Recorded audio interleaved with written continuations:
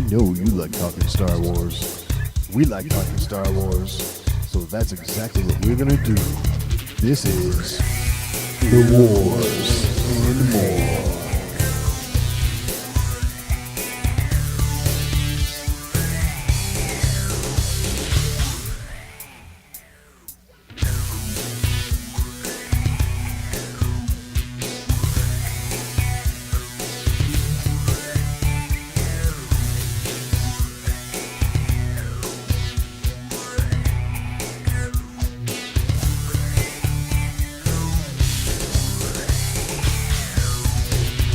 All right, so looking at all the news that's coming out and looking at the slate for this year, episode 9, Clone Wars, Mandalorian, everything that's coming down the pipe, we are definitely entering the Star Wars season. This is The Wars and More. I'm Joe, and of course with me is my good buddy Doug. Hey, Doug, how you doing this week? Doing pretty good, Joe. How are you doing? Oh, I'm doing pretty good. So before we get started, we were talking, and we were thinking that maybe we should make some changes here. Sure. Yeah. About how we're structuring things and things like that. We feel like we do really well when we just BS Star Wars, right? Yeah. And we've tried to become a little too newsy. Yeah. And I think we took a step back and looked at it like, hey, we're not reporters. We're not boots on the ground out there finding this stuff out, right? Exactly. So, all in all, what we do is we just shoot the crap about Star Wars. Yep. And that is what we're going to focus on moving forward. That's what we're going to make more of an effort to do, is just pick some topics and just discuss. Would you say that's a fair assessment? That is a totally fair assessment, and I like it because that's where I think we are hitting on all cylinders right there. So, and hopefully that's what all of you think as well. So, well, our goal when we started this show was we just wanted to share those conversations that we were having. Exactly. We've been talking Star Wars for a long time, and we just thought, hey, we ought to put a couple microphones in front of us to record this and share it. Exactly. Because we have some damn good conversations. Yes. And while I think we've been doing all right, we're not playing to our strength. Agreed. So we are going to make more of an effort to play to our strength, and I think that's going to be better for everybody. Totally. All right. So that being said, Celebration. Man, this is ramping up, and oh man, I'm getting so jacked. Yeah, this is getting close. It's really close, or like 50 days away or something like that. Right. This is nuts. I gotta figure out how I'm getting to Chicago. I've got my tickets, I got my hotel, I just gotta get there. Nice. And I'm not driving. To hell with that. Right. So, but more guests have been announced. Not really a lot of surprises here, because, I mean, maybe this one will be surprising to people. Ray Park is going to be at another fan event. Yeah. I mean, shocking, right? Right. I'm stoked to hear this. I've seen Ray in panels and things like that at Star Wars weekends and Celebration before. He knows what he's doing. He's one of those. He's seasoned. He knows how to get everybody involved and having fun. He's just a fun presence at these things. Absolutely. So glad to see him coming back. And of course, Clone Wars is coming back, so makes sense for Matt Lancer to be there, right? Of course. Anakin Skywalker. He was actually on a Star Wars show this week, and it was good to see Matt back, because he's been so involved over the years. So seeing him back in the fold is great, and he's back voicing Anakin in Battlefront as well. So. Right. He's one of the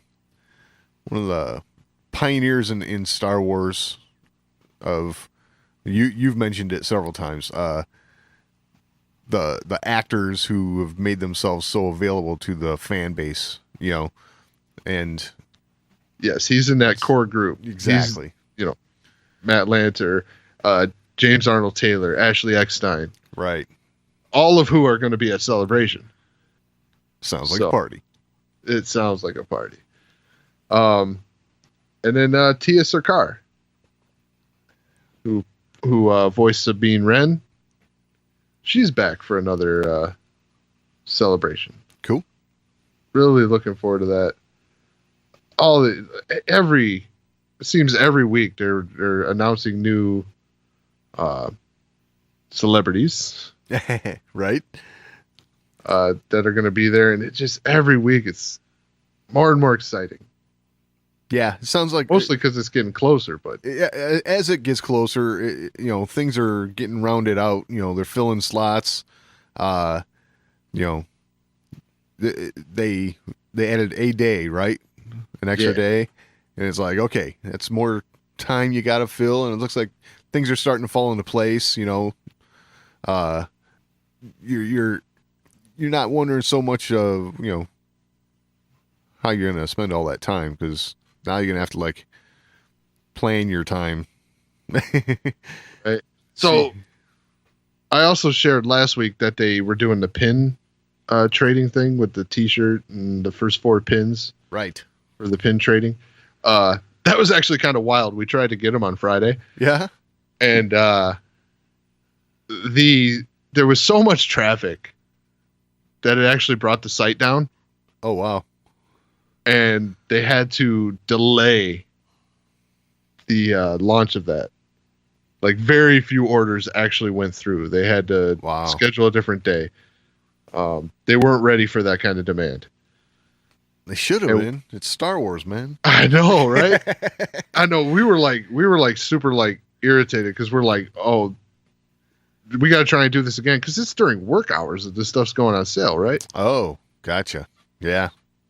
So it's like, well, we better get this stuff. Like, so they went back live on Monday. We got our stuff ordered, so we got ours coming. But woo, what a ride. I really hope they got this figured out for the next sets, Yeah, totally. Because pin trading, I mentioned, that's kind of important to us. We really had fun with this. And like I said, that's the Disney in us coming out because we love going to Disney and doing that. Right. It's one of the things at Disney that really gets you to kind of open your wallet a little bit because, I guess everything at Disney gets you to do that. Of course, yeah. This is one of those ones though that it kind of sneaks up on you. Yeah, because you don't realize how much money you're spending. Exactly. You get done and you do the math, and I spent what? Yeah, wow, $500 on pins. That's awesome. It's like, yeah, you're supposed to trade them, dummy. Yeah.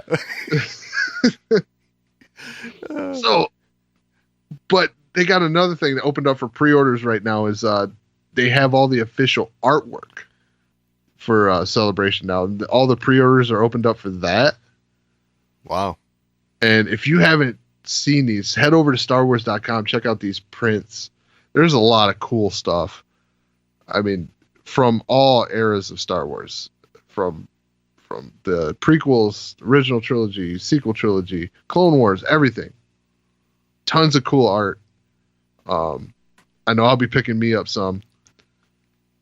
And yeah, so I just want to keep everybody informed with all the little things that if you blink, you'll miss it. So right. And this is one of those things. The artwork at Celebration, you will see people running around with big tubes. Oh yeah, because they're getting their artwork. Star Wars fans love their artwork. Absolutely. So if you're a newbie and you want art, order now. That way it's waiting for you when you get there. Cool. So, all right. Also with the Celebration thing, so Battlefront, Anakin has been added as of this week. Cool. So it's funny because I keep falling out of Battlefront, right? Right. And then they add a character, and I'm like, oh, I got to play again. Nice. And Anakin's one of those characters where, man, I got to get in there. I got to play as Anakin, right? Right, of course. Of course. So, yeah, a lot of cool stuff with Celebration and all that. Battlefront, dude. Crazy week. Yeah, totally. All right, so let's talk episode 9 a little bit. We'll be in and out of episode 9 on this episode, I think. Yeah, I think so too. So, as I'm going through looking at Star Wars news and everything this week, I keep seeing this recurring theme talking about Luke Skywalker's role in episode 9, right? Okay. And this word keeps coming up that seems to come up every time one of these movies is coming out, and that's flashbacks. Okay. You know, flashbacks is not a huge thing in Star Wars. No. Never has been. Never has been, no. It's made its way into Star Wars a little bit with the sequels, Yeah. but usually in a way of like a Force vision or something like that. Right. So, yeah, from my point of view, I would call what we saw in episode 8 a flashback Yes. and differentiate what we saw in episode 7 as a force vision, because that was flashing back and forward and sideways. So, Well, yeah, and that was Rey seeing stuff that she had no part in. correct. You know, Well, she had no part in that we know the of. burning of the Jedi Temple That we know of. that we know of. Correct. So, there is still story to be told. So, we have no way of knowing for sure that what you say is true. Oh, thanks. Yeah, no. But I mean, what we know of so far, you're right. But there is still story to be told. So, what we saw in episode 8, we saw 3 different versions, retellings of the same story, and those were classic flashbacks. Right. So, there is a lot of rumor going around that we're going to see more in episode 9. So, seeing as how this is something that's relatively new for Star Wars, with what we've seen so far, I'm okay with that. I would just like, okay, I don't want to go right here, but because this is something you said you actually liked, but Let's do it. well, okay. So we saw the same story retold 3 different ways in The Last Jedi, in the flashbacks. Right. So, for me, watching that movie the first time around, that was okay. In subsequent viewings, it's like, okay, enough with the flashback stuff already. I get to that point a little bit by the time, it happened this way. No, it happened this way. I guess this is the way it really happened. Kind of, going through those different versions of the story. So I guess for me in episode 9, I hope we get like a flashback just telling a story and not necessarily, revisiting the same story different ways. So I know that it worked for episode 8, because that played right into the plot, but hey, what if episode 9 is one big flashback and episode 8 is actually the end of the saga?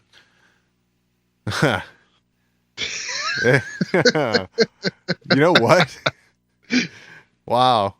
That oh, stop it. I just fried you, huh? Huh? I just fried you right there. Well, no, you just got me thinking a little bit. It's like, there are ways that could work, but, I don't think it's going to happen that way. I think, better not. Yeah. But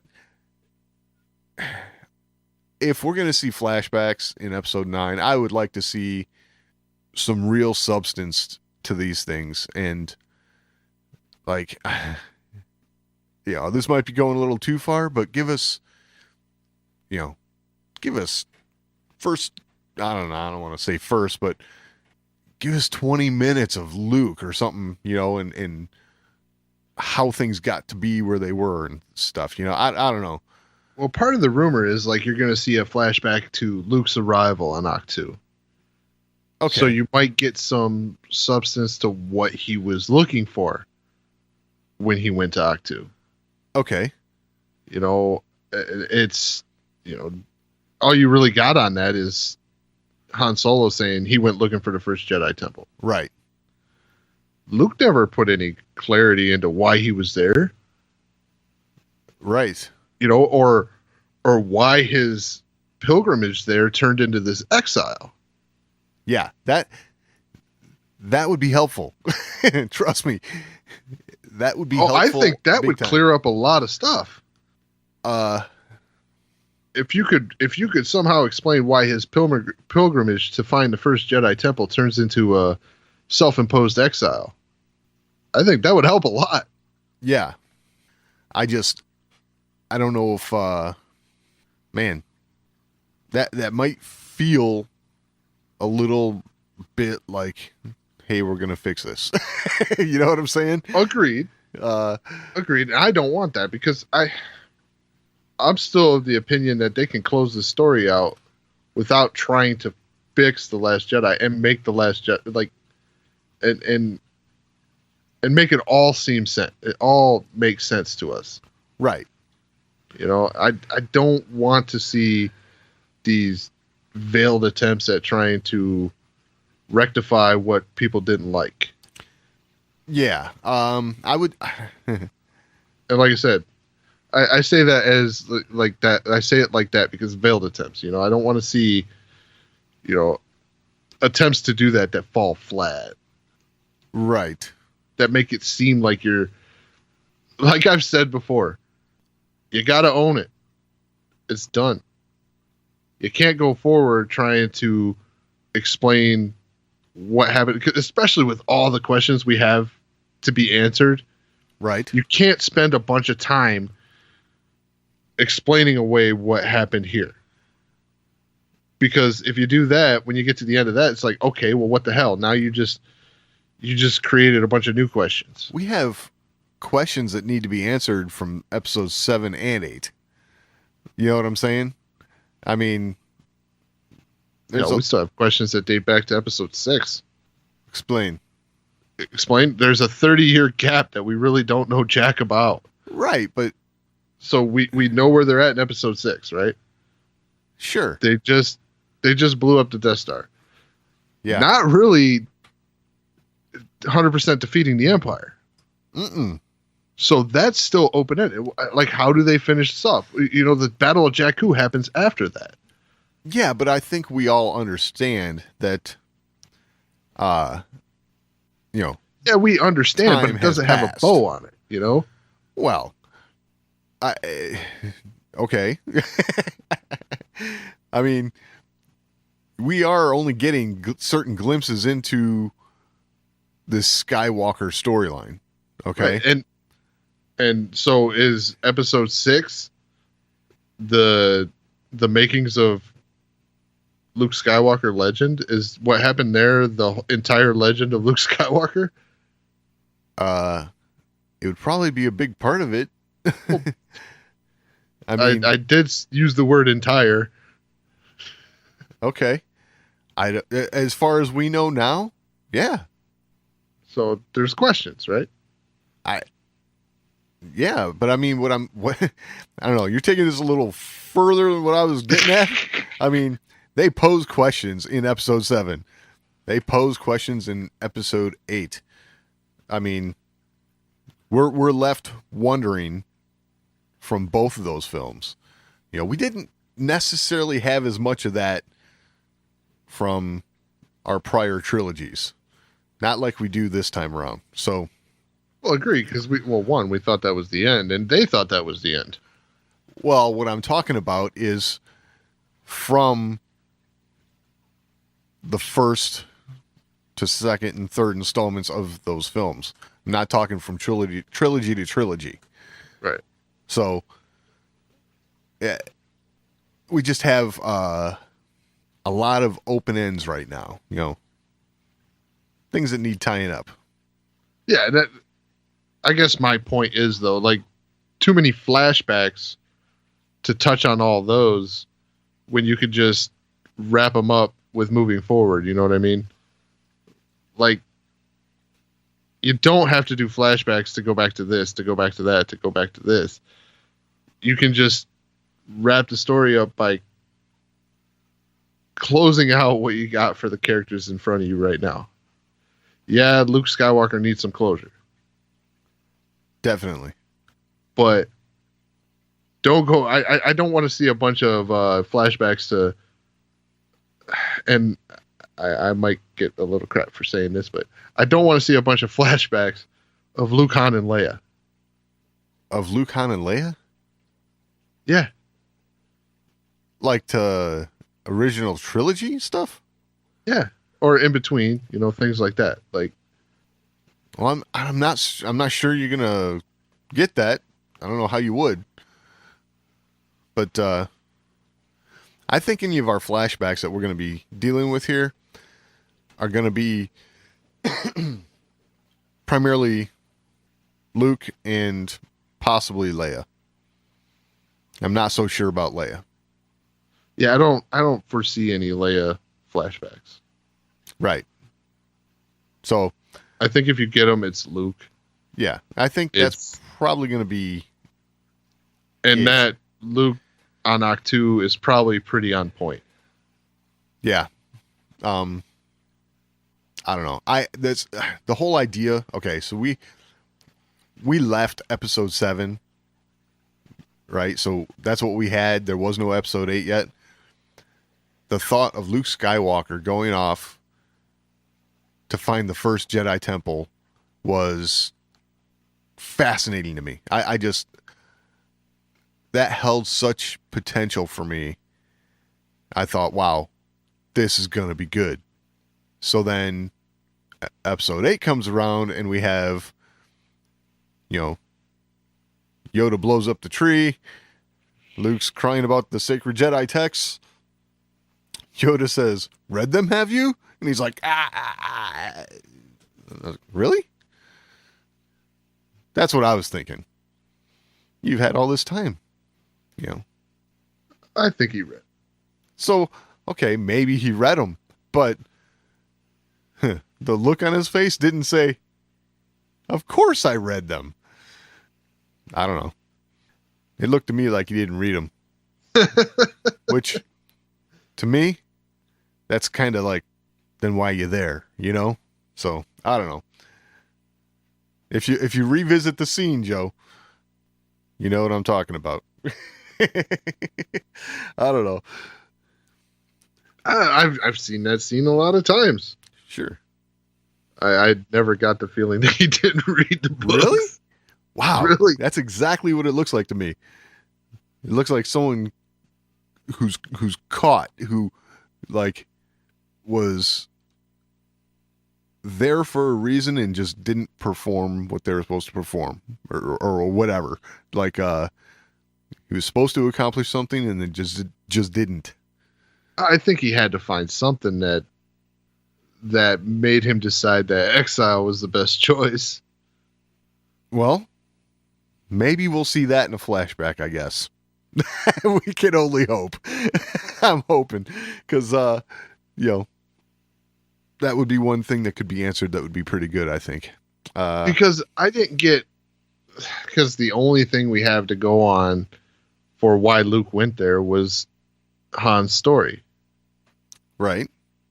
And I don't feel like him going out searching for the first Jedi temple tells me that he made a mistake and he's looking for clarity.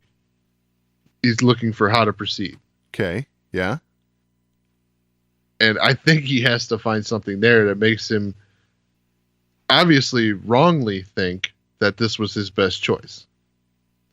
Because this obviously was the wrong choice when you see how it plays out. And he saw that as well. Absolutely. So he saw the error to his ways on that. Right. So this flashback has to hold something very compelling. Yeah. As to why Luke decided exile was the best choice. Right. I think that is to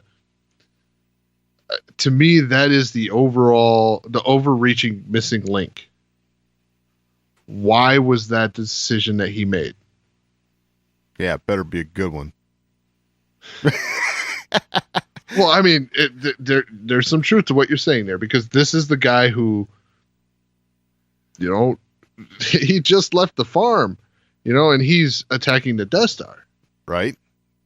That guy right there isn't the guy that makes a sarcastic comment, what, I'm supposed to go out there with a laser sword and face down the whole First Order? Exactly. Yeah, you're absolutely right. You are that guy. What are you talking about? Yes, he did do that. That's right. Yeah. Thank you very much for saying that. I gotta, yes. Thank you. But I think there's a reason why he feels the way he does.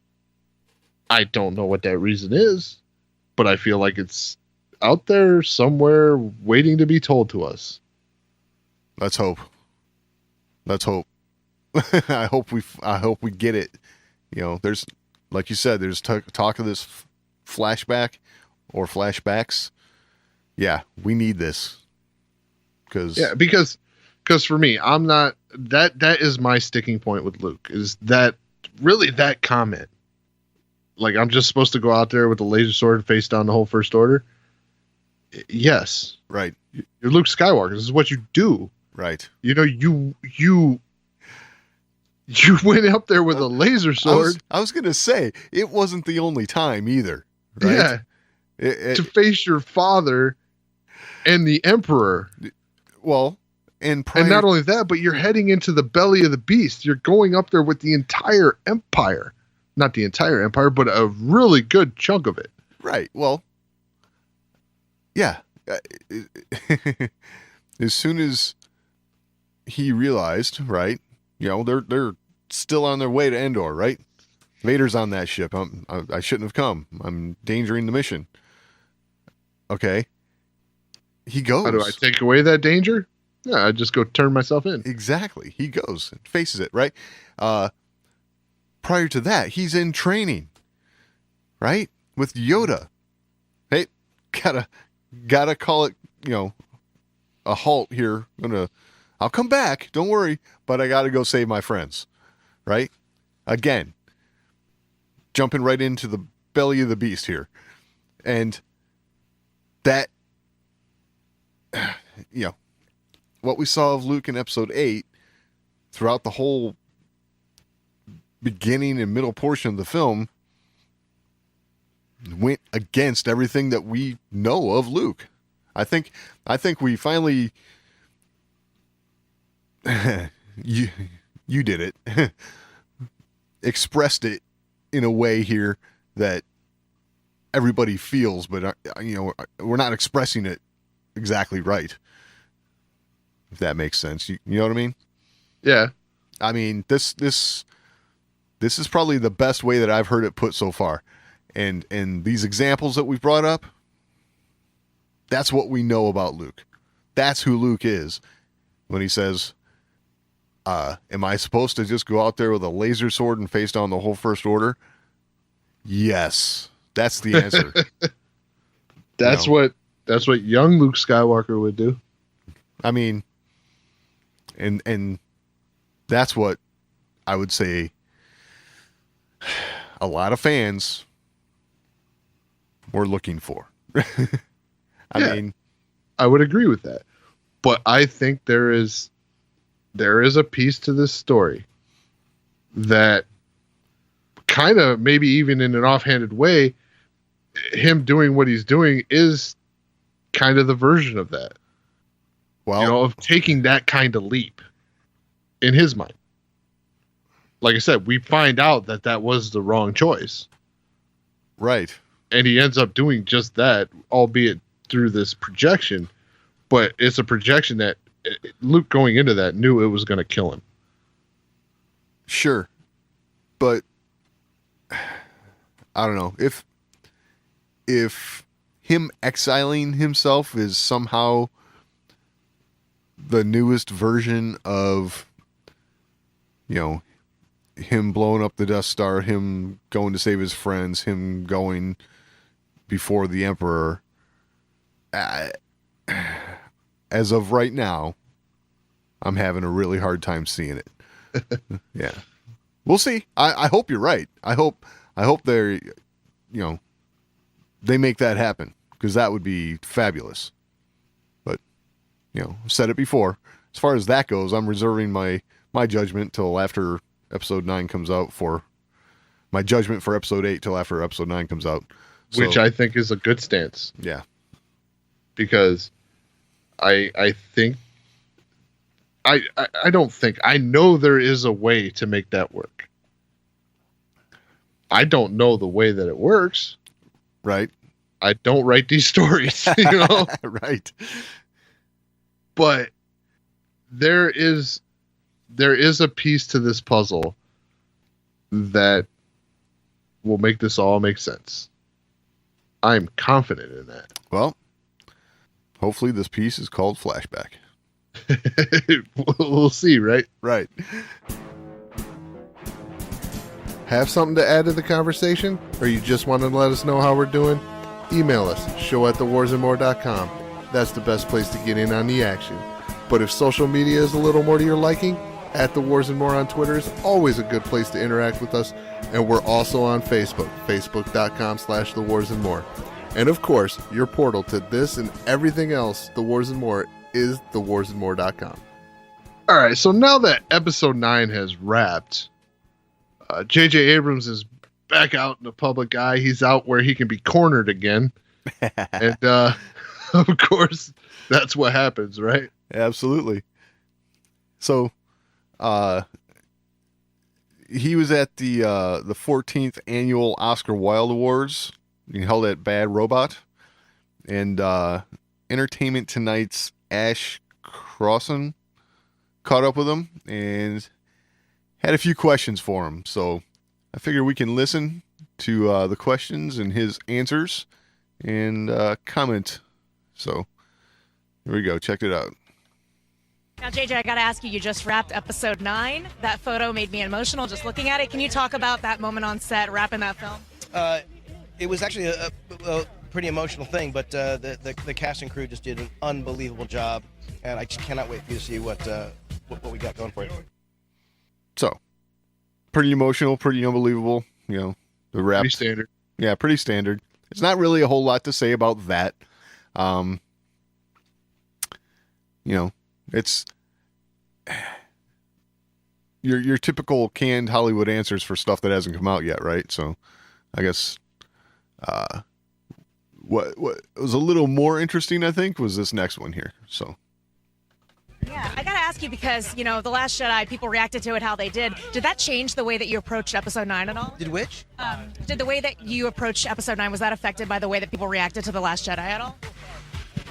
No, I think that every movie is its own movie, and obviously this is a trilogy. We brought to that movie all the passion and hard work that we would have no matter what. So I think, I think the story speaks for itself. I really, truly can't wait for you to see it. So, I don't know. Maybe it's just me, but that was a little bit of a stumble there. She asked him the question. Is it what now? Excuse me? So, oh, yeah, there was a second movie. Right. Yeah. No, I think, so what's encouraging to me here is he does say every movie is its own movie. Right. Which, at first, when he said that, I'm like, ooh. I don't want to see this disconnected, right? Right. But he did say with real confidence, we'll let the story speak for itself. Yeah, absolutely. That is a confident statement. Yes. Yep. There's a couple of those in this, and I liked what he had to say as far as that goes. Yes. But in regards to, the question itself, did you let the, some fans' reaction to episode 8 affect what you did in episode 9. He was like, what? What'd you say now? It just, there's something to that. I'm sorry. You know, and then when she asked it again, he's like, oh no. I don't know. It just seemed a little weird. Yeah. You know what I'm saying? I just, so I would have quick thought he comment. had a more prepared answer for that, because I'm sure he had to know that question was coming from somebody. Well, yeah, and that's what I was going to say. It's really interesting. That seems to be the lead off for all these questions for everybody. Yeah. Is like, so does fan reaction to the Last Jedi affect what you're doing? Right. One, they're not going to answer that. No, because it does. I totally get why. Because no matter what they say, they're going to get lambasted for it, right? If they say, "Well, of course," Oh, so you admit it's a bad movie, right? You know, Exactly, right. And if and he says no, but with the caveat that it's its own movie. It's the part of the trilogy. It's I don't know. I would have thought there would have been something well prepared for this. So I guess what he said wasn't bad, but it's it almost seemed to me like he wasn't expecting to get that question. So. Which, at this point, I would expect that they'd always be expecting to get that question. And maybe that's why they dodge it. Like, yeah, right. Like, look, this is our coined phrase. I'm sorry, what now? yeah, right. Yeah. Well, who knows? Something that he was definitely more confident on was working with a certain,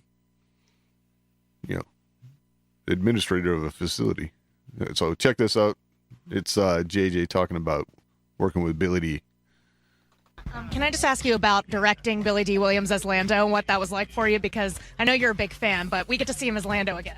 I'd met him once before, and he was such a sweet guy. But I got to tell you, I have such unbelievable respect for him. We had a great time, and he was wonderful. I mean, everyone on set had this. He just had this aura around him. He's really an incredible man and an incredible actor. I think JJ's just confirming something we've been saying for a long time. Billy D has an aura around him. An aura of cool. Yeah, absolutely. I like her question too, because that's when you know you got like a fan asking, because she was like, we get to see him as Lando again. Oh yeah. Oh, totally. And she up-talked that a little bit with excitement, Right. Like, so she's asking the question the way we would ask it.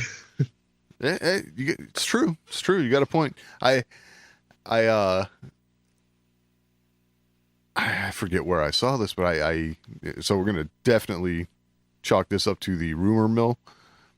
But I heard that the trailer or teaser may focus heavily on the character of Lando. So we may have one of our, Chewie or home moments, but with Lando maybe, which would be kind of cool. Yeah. I see you finally ditched that loser. See, there you go. Yeah. That's messed up. That's messed It up. It is, but maybe Chewie and Rey come walking down the platform as hello. Yeah. Yeah. But I can see him making a comment like that because he doesn't know what happened to Han yet. You never know. well, I think he might. Yeah, I think he might too, actually. I mean, they had a funeral and everything. Right. That's canon. It is. All right, so something on the positive side, firmer ground. I'll just say I like what JJ had to say with this one. So, Can you give me kind of like maybe a word or something we're going to feel going out of this movie? Because we've seen, 2 other Star Wars trilogies come to a close. How does this stack up compared to, Sith and Jedi? You'll have to determine that, yourself. But I really can't wait for you to see it. And there are a lot of words that we all hope that you feel. And obviously the biggest, most important one I think is satisfied. satisfied. Yeah. Satisfied. That is encouraging. I mean, if that's where his head's at in making this thing, that's a good thing, because satisfaction is what people need to be feeling at the end of this thing. So, that's, I don't know. I liked it. I like hearing that. And once again, like, the way he presents this is with a certain level of confidence. Right. Because he says, well, you're going to have to determine that for yourself. Right. Oh, yeah. So he's not trying to stage your opinion. Because even True. with the word satisfied, he says there's a lot of feelings we hope you have. Right. And that's satisfied. So he's saying, we hope you feel satisfied with this. Yes. But he's not trying to guide your opinion with, you're going to love it or anything like that. He's saying you're going to have to decide for yourself. So he's sending you in with this, you got to find this on your own. Yeah. So that to me is somewhat confident, it's kind of unusual. I get what you're saying. I get what you're saying. I think, because they all try to, what's the word? Prop it up and boost it with their comments. sure. And he's not doing that. Right. Now, it's early. He feels confident enough in what he's done so far to say, go in there with whatever expectations you have. You're going to come out. We hope you'll be satisfied. Yeah. That is good. I like that. Because It's definitely a different approach than what we typically see with directors talking about their films. right. Now, granted, they just finished principal photography. Sure. Movie's not done. No, but I think they got a pretty good idea of where it's going with all the dailies, Right. Agreed. But like I said, it's a different approach. This, find out for yourself. You got to see, you have to decide that. Not, oh, you're going to love it. Oh, I can't wait. It's yeah, I like it too. He's not saying, oh, this is going to blow your mind. This is going to shake the foundation of. Right. Not cocky, but confident. Yeah, that's the thing. It's confidence, which is good. That's. I think he has a pretty good grasp of Star Wars. He's a big fan. So he's got a really good idea of what is going to make a Star Wars fan satisfied. So that is encouraging. I like it. Well, and keep in mind, too, this is a guy who, when he finished The Force Awakens, and they asked him if he was going to do another one, he said, no, I've done my part. Right? And then all of a sudden he's back. Right? So obviously, with everything that's gone on, he had an idea of where he wanted to go. Oh, absolutely. Yeah, I think there's no doubt there. So that bodes well. Yes. Because he went from, no, I've done my part. It's time to pass the torch. He Right. goes from that to, yeah, I'm going to wrap this up. Yeah. That's and anybody who's listened to this show for any period of time knows how I feel about J.J. Abrams and his ability to wrap stuff up. Yeah. You know what though? I got a pretty good feeling about this. I don't know. I've got to. These are really, really quick and short responses, but I feel good with them. Yeah. Yeah, me too. Well, here's one that you might not feel so good about. We have one last clip of him, and we'll just see what you think after this. And fans are just clamoring for that title. Can you give us any kind of hint of when we're getting it? No. But listen, but it's really fun talking to you, though. It's really great talking to you, too. How'd you like that? Give us a title. No. So in the video too, it's kind of funny because he kind of gets that stance like he's gonna say something. Uh-huh. Oh, he's like, no. No. Yeah. That was good. And then there was the classic now we're done. It's been really nice talking to you. I think it's code. They all understand what these things mean. So. Oh yeah. Yeah. And I'm really looking forward to hear what JJ has to say at Celebration, Oh yeah. because he'll be there. You know he will. They haven't said it yet, but he'll be there. Well, it's not like he's got to be on a set or anything, right? Well, I mean, he's gonna have stuff to do. Yeah, but I mean, like, shooting on a set, right? Like, he can, like, take a break from the editing Post. room. Yeah. Long enough to go visit Celebration. But Yeah. who knows? Oh, by that time, I mean, I have a feeling with the confidence we're seeing and things like that, I don't see post taking that long.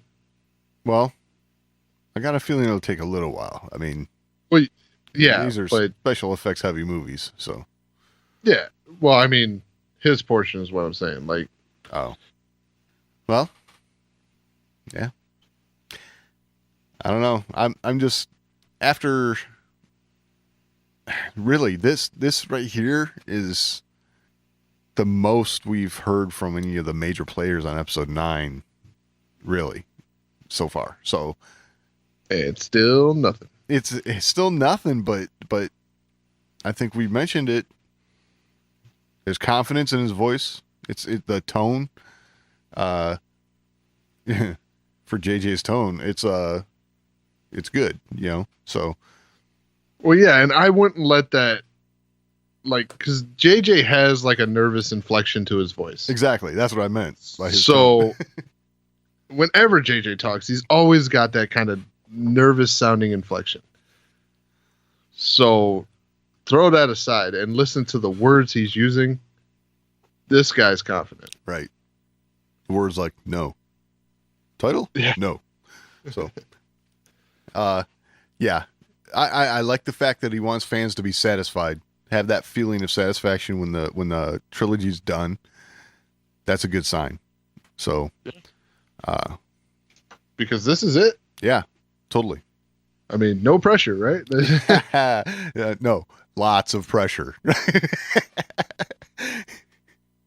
So yeah, I'm digging it though. I'm looking forward to what he has to say in the future, especially at Celebration. Right on.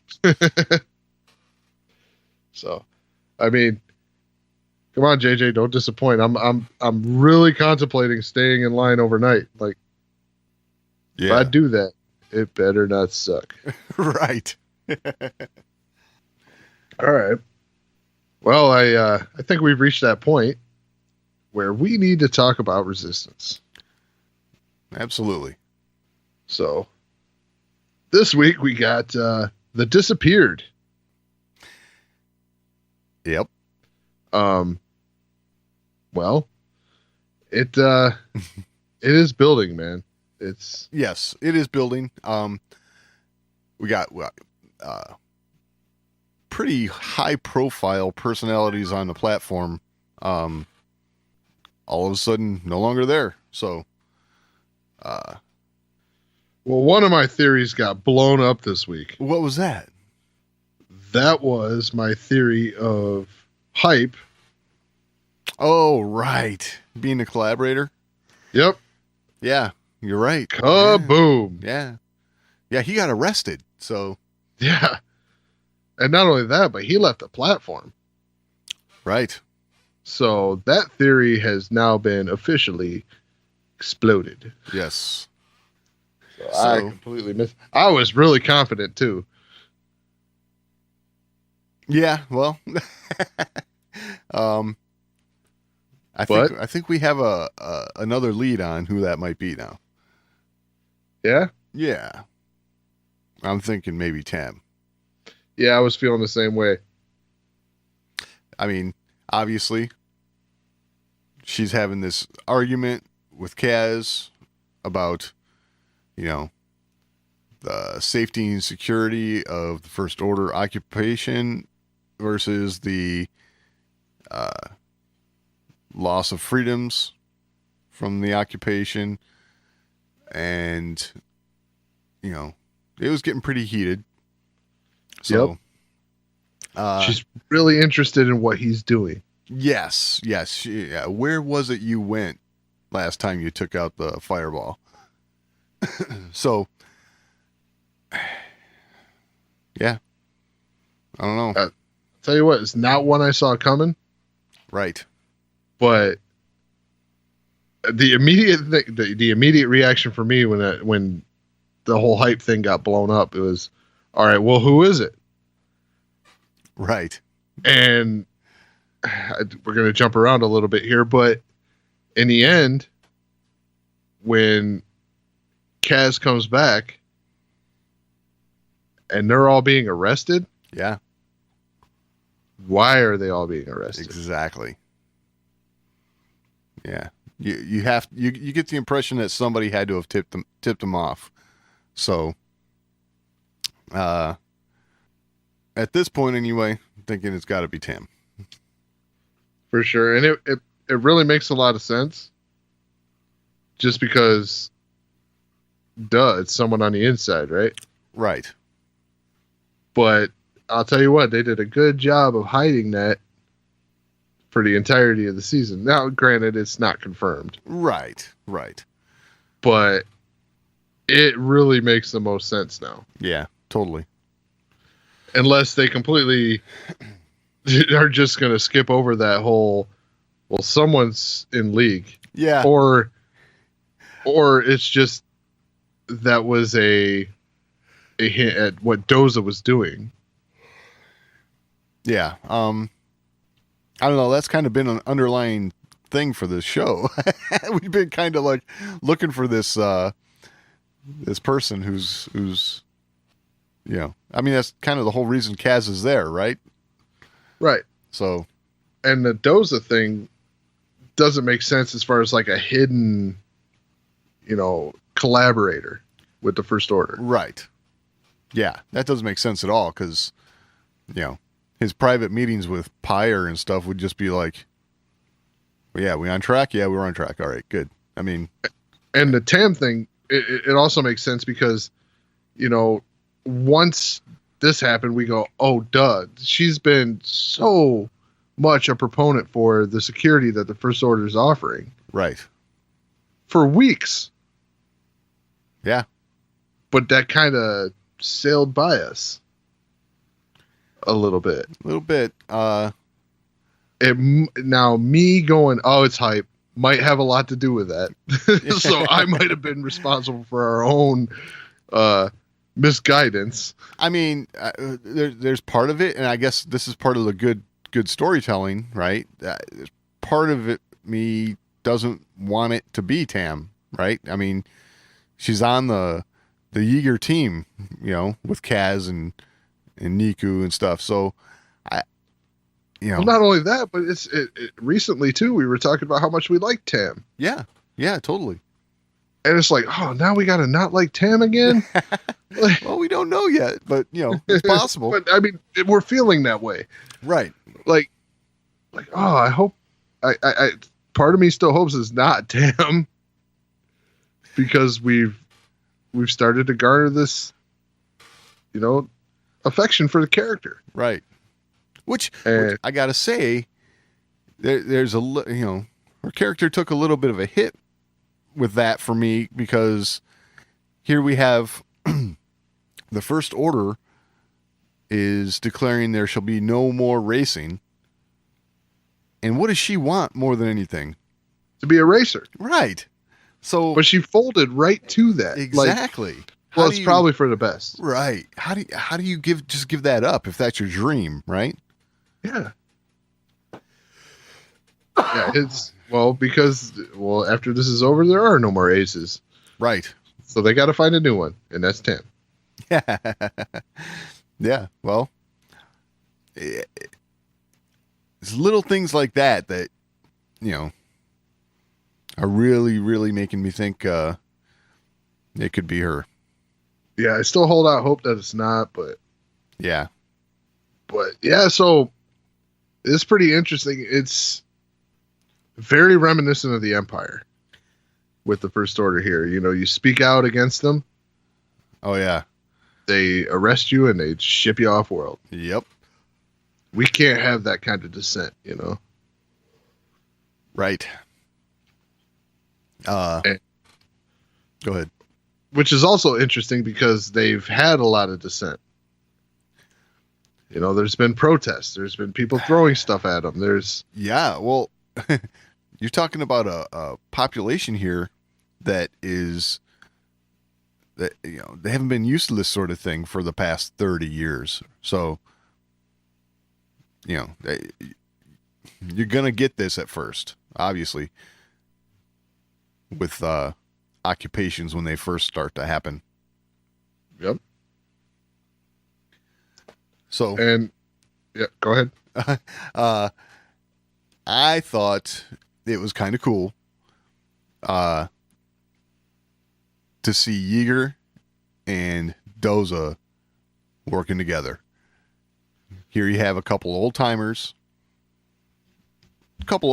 from two different sides of an old war, right? Yep. Coming together to try and figure out what to do against what's going on. So that I thought was kind of a nice little touch. Oh, very much so. And I really found it interesting that and liked it that Doza turned to Yeager. Yeah. When it really hit the fan. Right. Like he was at a point he didn't know what to do. So he turns to, and like you said, someone who was on the opposite side of him. Right. In the last conflict. Probably in the interest of not wanting to see that kind of conflict again. Exactly. Yeah. His feelings on what might be the right way to go about it aside, he doesn't want to see the conflict. Right. So maybe asking Yeager, am I doing the right thing? Is this a bad thing? We don't know what the conversation was. Right. But he definitely feels at a loss, and he definitely feels like this is a type of oppression that he does not want on his platform. Right. I think what you have there is a couple of what you might consider old timers who they've both seen this sort of thing before, granted from different angles, but they know what's coming, right? They know an occupation like this is just going to lead to conflict and suffering. And that's what they're trying to avoid and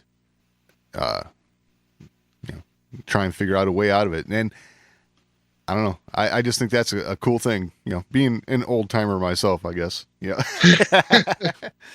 So, Well, it's kind of neat. and it's funny what sparks that in Doza is look, my people need this. The races. This is Yeah. what sparks this whole. All the stuff that's going on doesn't really trigger him that way. Right. But once they threaten the one bit of joy Yeah. that he's able to bring to his platform, he's like, no, we can't go down that road. Especially with Pyre's excuse. It's like, I don't really see how, the racing is going to compromise security. I just don't see it. But okay, whatever. Yeah. It's a thinly veiled excuse to be more heavy-handed on the populace of the Colossus. That's the way I see it. Yeah, because you're opening yourself up to attack with having your people that defend your platform up in the air already. Yeah, exactly. Yeah, good point. Yeah, like the best time to attack is when your aces are already in the air. No, Yeah, I no, don't think that's so. dumb. That's a dumb attack. Like if you're a pirate, that's the worst time to do it. It's like, oh, they don't have to get to their shit. We don't have a window of, deployment Right. to play with. No, they're already there. They're deployed. So yeah, his excuse was garbage. But yeah, it's a good episode, good cliffhanger. Right? Yeah, totally. Because it got to the end of the episode, I'm like, oh come on, that's how you end it? They're getting arrested. I gotta say, it's there's not too many of these episodes that have left me going, I want to see what happens next. Like excitedly. So No, this one achieved that. it was nice that it did. Yeah. So Yeah, this one I definitely was like, oh come on, I gotta wait another week. right. So that's what I'm looking for. I want that. I gotta tune in next week. Yeah, totally. And this one achieved that. So, yeah, to say I'm looking forward to next week would be an understatement. Right. But if you have anything to add to the conversation, you can always email us, show@thewarsandmore.com. It's the best way to get a hold of us. We're also on social media. We're on Twitter, @thewarsandmore on Twitter, facebook.com/thewarsandmore. And you can find all of that and all the ways to find the show over at thewarsandmore.com. Any final thoughts this week, Doug? No, I think that about covers it. All right. We will talk next week.